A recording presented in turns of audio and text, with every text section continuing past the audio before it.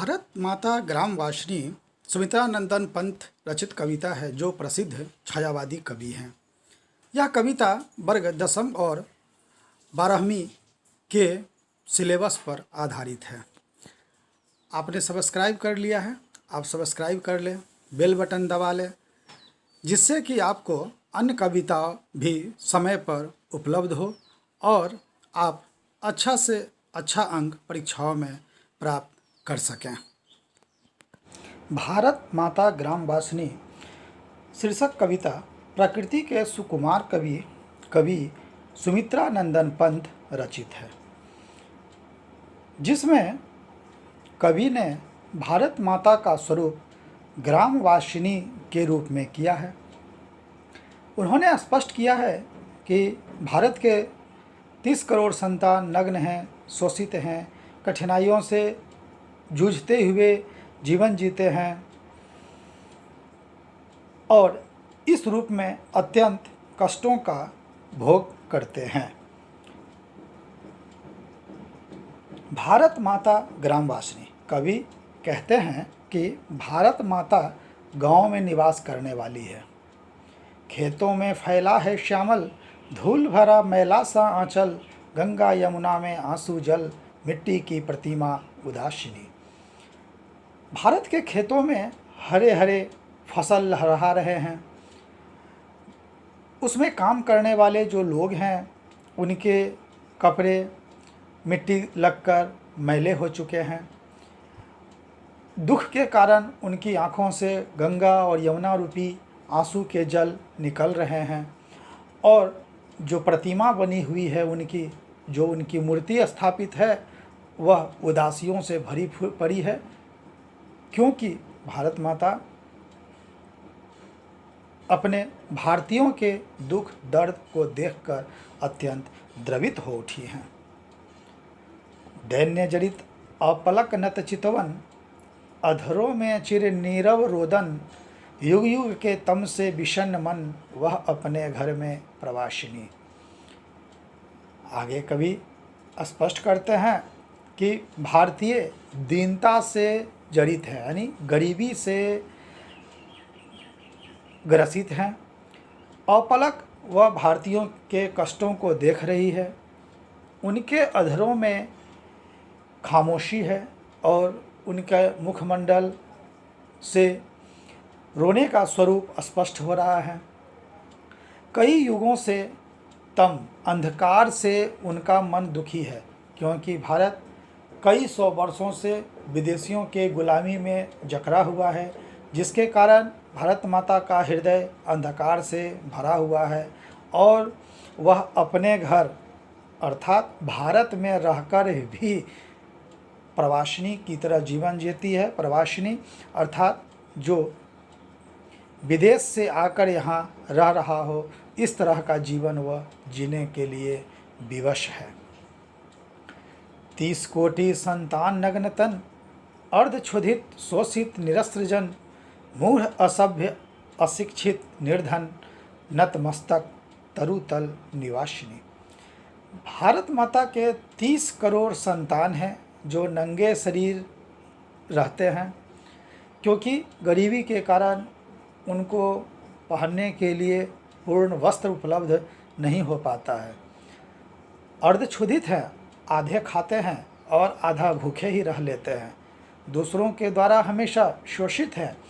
जो भी यहाँ आते हैं, चाहे वो विदेशी शासक हो, चाहे स्थानीय जमींदार हो, बड़े लोग हैं, सब लोग उनका शोषण करते हैं, जिसके कारण इनकी आँखों से लगातार आंसू बहते रहते हैं।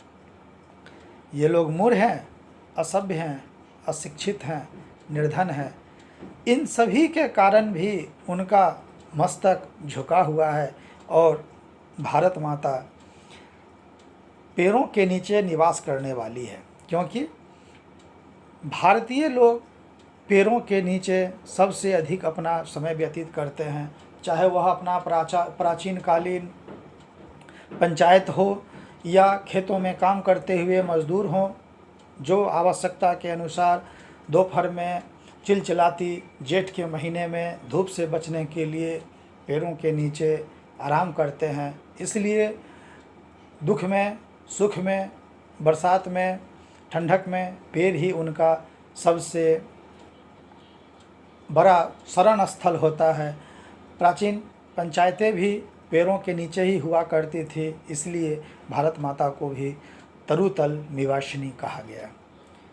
स्वर्ण सस पर पद तल लुंठित, धरती सा सहिष्णु मन कुंठित, करंदन कंपित अधर मौन स्मित, ग्रह राह ग्रसित सरदेन्दु हाशिनी। इनके पैरों पर सोने के जैसे चमक वाले फसल यूं ही बिखरे पड़े होते हैं। इनका मन भी धरती के जैसा कुंठित हो गया है, क्योंकि धरती अनेक प्रकार के कष्टों को झेलती है, फिर भी वह किसी से कुछ नहीं कहती है। इनका होठ काँप रहे हैं, यह इनके अधर मौन है। ऐसा लगता है जैसे यह राहु से ग्रसित शरद ऋतु के चांद की तरह हो। जिस शरद ऋतु के चांद को जब राहु ग्रसित कर लेता है, फिर भी वह अपनी चमक को नहीं छोड़ता है और भी उसकी चमक बढ़ जाती है। उसी प्रकार भारत माता कष्टों में घिरी होने के बावजूद भी अपने संतानों के प्रति अत्यंत सजग होती हैं।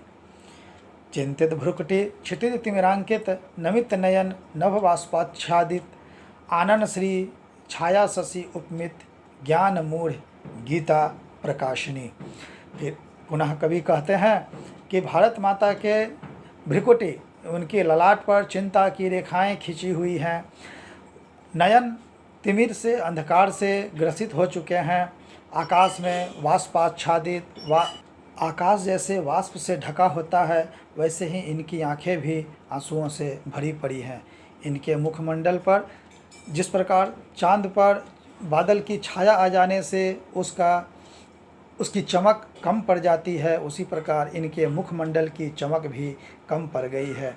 यह वही भारत है जो वर्तमान में भले ही ज्ञान मूढ़ है, परंतु पूरे विश्व को गीता का ज्ञान देने वाली है। जो गीता का ज्ञान आज भी ज्ञान रूपी ज्योति को पूरे विश्व में आज भी जगाने में सक्षम है। सफल आज उनका तप संयम, पिला अहिंसा स्तन सुधोपम, हरति जन मन भय, भव तम भ्रम जग जननी जीवन विकासिनी। अंतिम पंक्ति में कवि कहते हैं कि इतने युगों के कष्टों के बाद आज भारत माता का तप और इनका संयम सफल हो रहा है। इन्होंने भारतीयों को अहिंसा का पाठ पिलाया। यह अहिंसा भगवान बुद्ध महावीर से प्रारंभ होकर अंतिम समय तक, जब तक कि हमारा भारत स्वतंत्र नहीं हुआ, उस समय तक हमने उसको अपनाया। और अपनाने के बाद भी भारत माता ने अपने छाती से अमृत रूपी दूध को पिलाकर हर किसी के मन के भय को दूर किया है। उन्होंने जिन भारतीयों के मन में अंधकार बसा हुआ है, भ्रम पल रहा है, डर बसा हुआ है, उन सब को इन्होंने दूर किया। इसलिए हे जग जननी, हे जीवन विकासिनी, तुम ही संसार की माता हो और तुमने ही संपूर्ण भारतीयों के जीवन का विकास किया है। प्रश्नोत्तर तथा वस्तुनिष्ठ प्रश्न के लिए पार्ट 2 उपलब्ध है। आपने सब्सक्राइब कर लिया होगा, आप सब्सक्राइब कर लें ताकि अन्य उपयोगी परीक्षा से रिलेटेड टॉपिक्स भी आपको समय पर उपलब्ध हो सकें।